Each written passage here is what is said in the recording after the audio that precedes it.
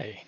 Now what we'll do is we'll do a little mini example of a micro apartment. So what I'm going to do is first I'm going to open up a new file. So I'm going to go File, New, and here I'm going to get a number of options in terms of what type of file I can start using.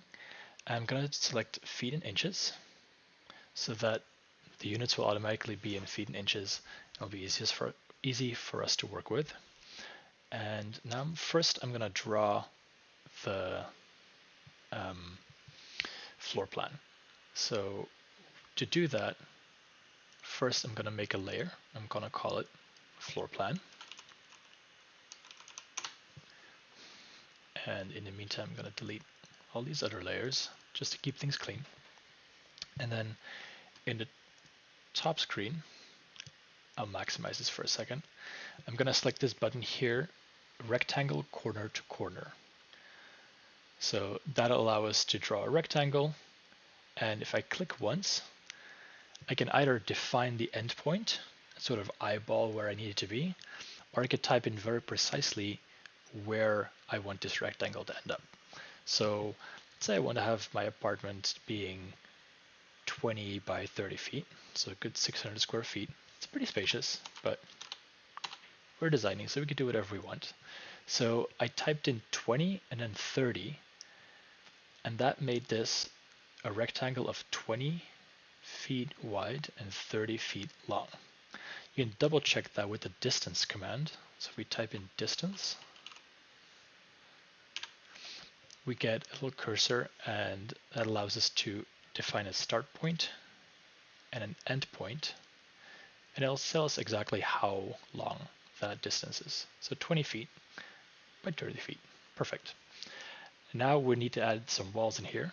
So to offset, or to create some walls, I'm going to offset this rectangle, for which we have the offset command. And you can define a distance to offset from a certain curve. So the yellow line that you can see here is the curve that we just drew. And now we can decide where we want to offset by a foot, inside or outside. You can tell it's a foot by the top left information here, distance equals 1. If I want this to be half a foot thick walls, I type in 0.5. And now you can see I can make walls that are half a foot thick. Now because I'm doing outer walls, I'm just going to assume this is going to be a foot. Maybe it's a little big, but for reference it works out just fine. And now we have a perfectly rectangular studio, 20 by 30 foot wide walls.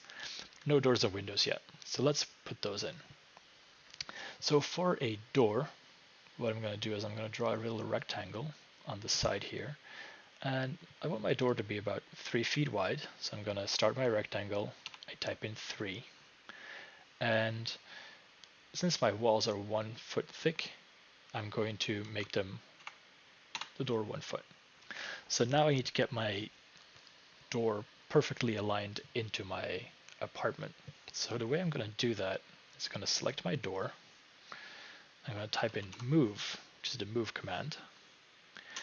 And the move command means that you can take any object, select where you want to pick it up, and then you can put it down somewhere else. So I'm going to put it down here. I'm going to pick it up here at this bottom right corner, because that way I can align it right here with the edge of the inside wall. And then I can use my gumball. Sorry, let me try that again. I can use my gumball by clicking on the red arrow and typing -1, and that's going to move the door 1 foot from the wall. Now I can use this rectangle to make a window. Now, rather than just typing or creating a new window, I'm going to copy this door over by using the copy command, and I'm going to move this all the way over here. And you'll see I picked it up at the bottom right, and that's a bit of a problem because I can't really align it to the inside wall. So I'm going to drop it here for now. Escape out. I'm going to take this rectangle again and move it from the top right to the interior wall. And then I'm going to move it out 2 feet, and then I'm going to scale it with the scale 1D command. The scale 1D is a command that allows you to set a begin point, select a second reference point, and now you can drag and scale this in a direction. So you'll see that if I hover here towards the end of the wall, that's 18 feet, which makes sense because it was we started 2 feet from the wall and the wall was 20 feet. So what I'm going to do is I'm going to make this window 16 feet. It's a pretty big window, but that'll look nice. And now I have, the very basics of an apartment. Now I want to add a little interior wall here so that we can put a little kitchenette in the corner. So I'm going to start my wall, and my wall will be about 3 feet long and 1/2 feet wide. Select my wall, I type in move to move it, and then let's say I'm going to move this about 4 feet off the wall. Oh, wrong direction.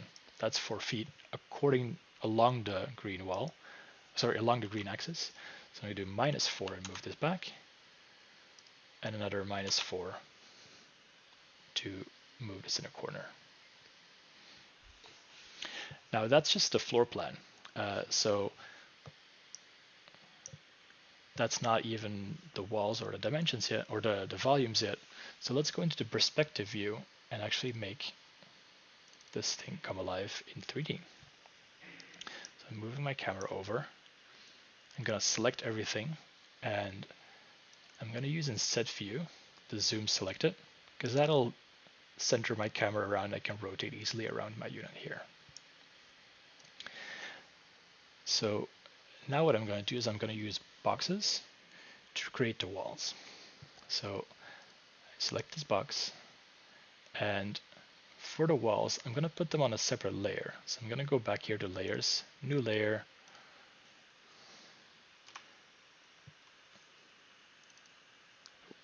I need to get out of this command first.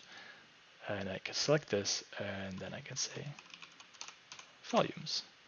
So just to show that they're different, I'm going to put a different color here. So let's take this. So now we can see that once I start making these boxes for walls, they're going to end up in like the turquoise blue colors of the layer. Now for my walls, I can use these reference points that I drew on the floor plan for my walls, but the heights I still have to type in. So I'm going to say these are going to be 9 feet. And now I can follow my plan and draw box after box until I get my walls. Now for my second wall, I could type in 9, or I could hover over here, and you'll see this white line pop up. That means it's referencing the height from the item to the left, and that's going to build these walls without me having to specify the height each time. So instead of going over each time to the box, because I'm using the same command over and over, I can just press spacebar. And we're clicking together this apartment bit by bit.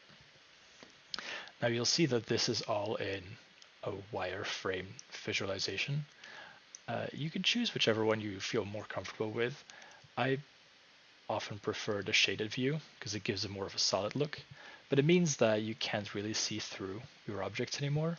One alternative is ghosted, where you get sort of semi-transparent layout, but your lines are still visible through the solid volumes. So this is a pretty good one if you're making things that are not too complicated. So you can imagine if this is, if you had layers and layers of different objects go, so it could get a little bit busy. But right now, because it's only a small apartment, this is going to be pretty simple. So let me finish up my wall.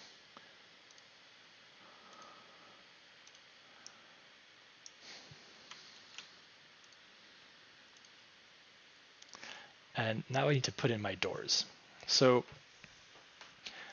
the reason why I left these open is because you could either make a wall and then put in a hole, like a door or a window, or you could just not model the door at all and put in sort of the header. So what I'm going to do here is I'm going to start from the top to here and then bring this down. So I'm going to type -2 because I want to bring it down 2 feet. And now I've got the header for my door. I can do the same thing for my window.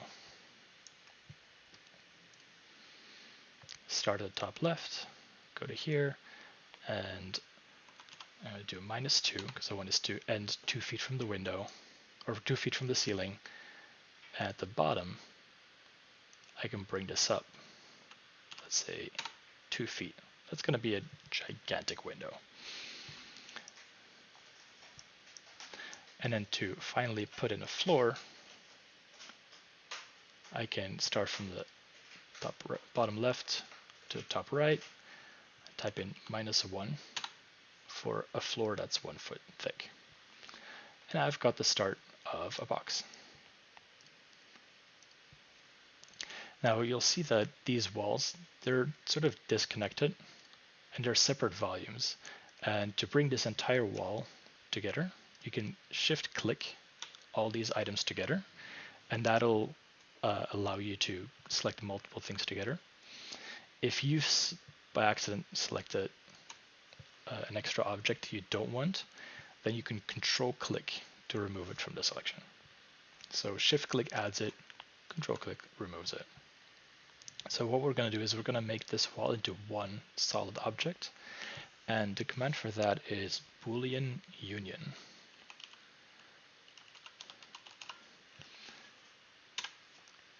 If I execute that command on these 4 volumes, it's going to join them together into one single volume. But you still see these little lines, and that's because of the way we constructed it. It's sort of a glued together box, and it doesn't recognize yet that these lines are all in the same plane. So what I'm going to do is I'm going to select this, and I'm going to use the command merge all faces. Merge all faces. And that'll bring all of the wall pieces together into a single piece of wall.